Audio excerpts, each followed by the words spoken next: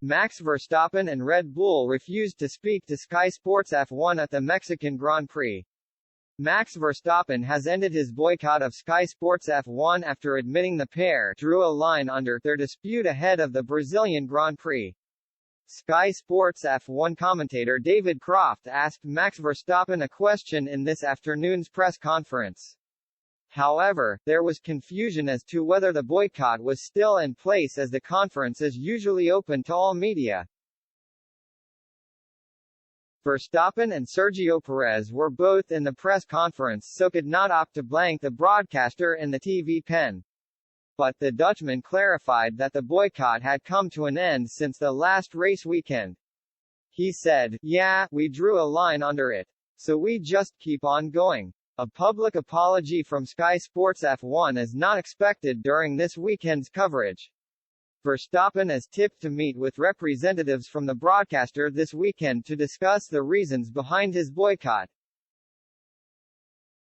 It comes after Ted Kravitz suggested Lewis Hamilton was robbed of an 8th world title last season in his Ted's Notebook show in Austin. Over the same weekend, Kravitz even suggested Verstappen doesn't seem capable of booking world champion in a normal way.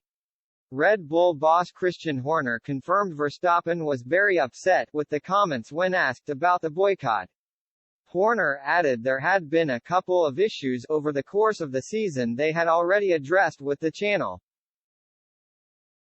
Sky Sports bosses are understood to have spoken to Red Bull in the aftermath of the Mexican Grand Prix.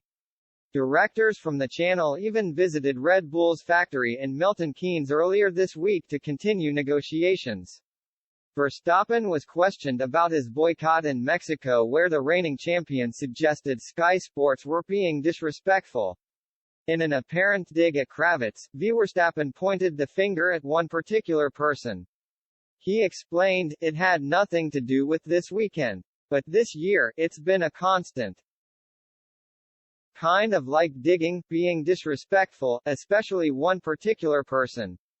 And at one point it's enough, you know? I don't accept it. You can't live in the past, you just have to move on." At the moment, social media is a very toxic place. And if you are constantly being like that, live on TV, you make it only worse instead of trying to make it better in the world. You keep disrespecting me, and one point I'm not tolerating it anymore, so that's why I decided to stop answering.